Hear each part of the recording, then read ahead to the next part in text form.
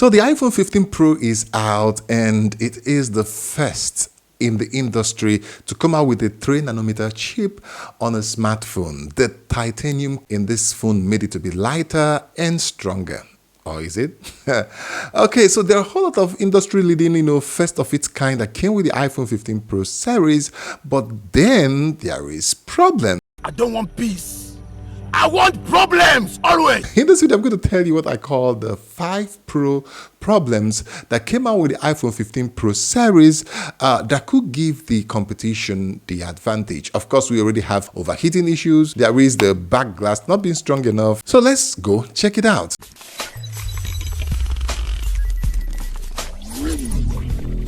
Okay, welcome back again to Smart Depot. Today I want to talk about problems.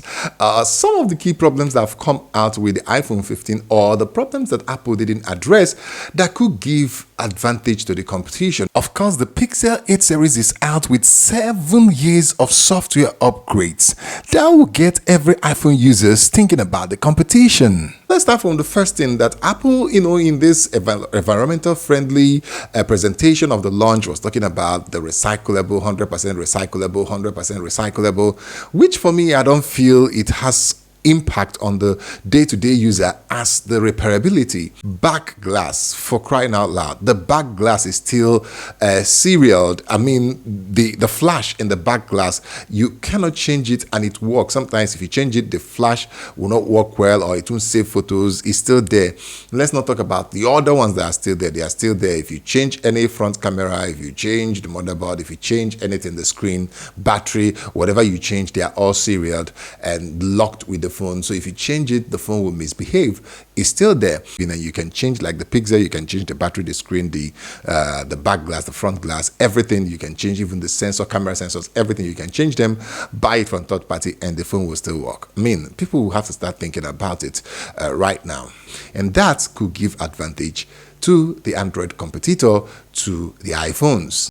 Number 2, before we go into jerry-rig breaking the back glass of the iPhone 15 Pro, let's talk about something that has become now a trend, among iPhone users. Last year with the iPhone 14 series, Apple now started giving the last year processors to the base iPhones and the iPhone Plus, and then give the new processor to the Pro level. Now, it looks good because if you want to get the best, you have to go Pro. But the problem with that is that the gap between the base iPhone, which is $800, and that of the Pro iPhone, which is about $1,000, $200 difference, the gap between them is widening so much.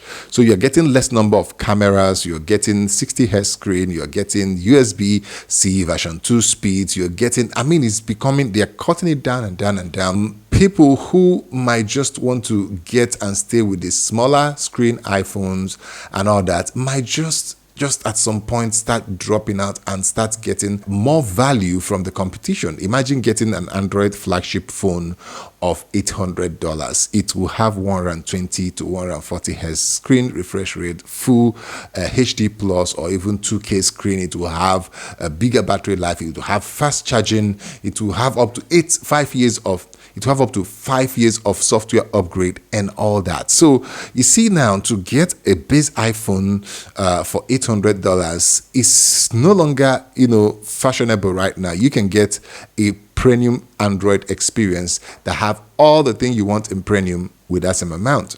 So Apple should realize that this is also a problem. While the gap is widening between the base level and the Pro levels, it's also giving people option to try out Android easily. Before we go into the back glass issue, the third thing we'll talk about is the questionable efficiency of the A17 Bionic Pro. The A17 Pro chip. It is a 3nm chip, which means it should be more efficient than the A16 Bionic, which is 5nm chip. But all kinds of tests on the internet shows that both in battery life, both in performance, both in gaming and everything, it is not as efficient as Apple claimed. Apple claimed about 3 times efficiency. Even if we're getting 2 times, it won't be bad, but they claim 3 times efficiency, and everybody's looking for it. So we are now wondering, so the 3nm chip nodes probably haven't been perfected to the point whereby it will get the best of efficiency and all that. But yet, it was, advertised that it's going to be very efficient, but it's not. Of course, for performance, the performance is about 20%, which is, arguably good. But even at that 20%, it is consuming way more power than the A16 Bionic. And these are just generating things like overheating compared to the previous generation and all that. So number 4, let's talk about the more powerful A17 Pro chip, which is, on paper, the most efficient and the most powerful. But here, with so much power comes with more responsibility or problems.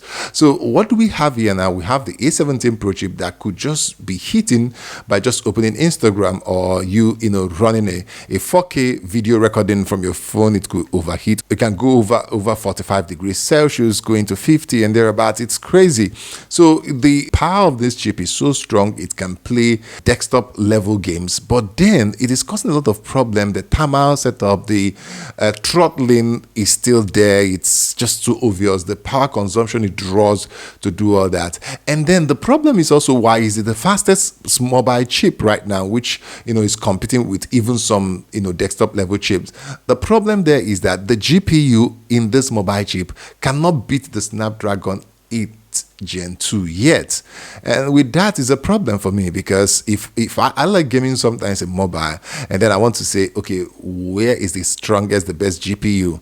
That's part of the reason I wasn't so impressed about Tensor G2, because the GPU wasn't that good. But Google found a way to optimize it. You can still do some things, but people who actually really want to play a game on their mobile will always ask, where is the most powerful processor? And not just processor, where is the most powerful GPU?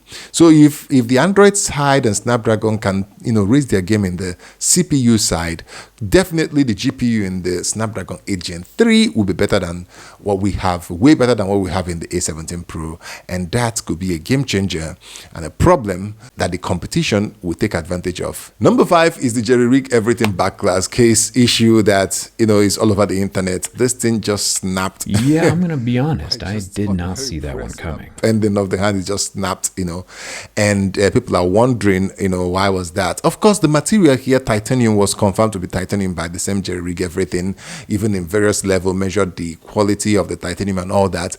But for the back glass, other drop tests have also shown that the back glass crashes, as in it just breaks instantly, and this is not good. Now, the back glass you cannot change from third party. You have to get from Apple, or Apple to really fix it for you, and it's expensive and it's breaking like that. It's gonna be a real problem, and the competition might take advantage from that. But generally, the iPhone 15 Pro is a great phone. You buy it, put it in a case, it will serve you very well. It will last for years. Let me hear from you in the comment section. If the first time of watching that video, you might want to click on that subscribe button right now, turn the notification bell icon. You can also click here to check out my video on how Apple is selling us a lifestyle, a pro lifestyle, and not just products. Well, until I see you in the next one, it is peace.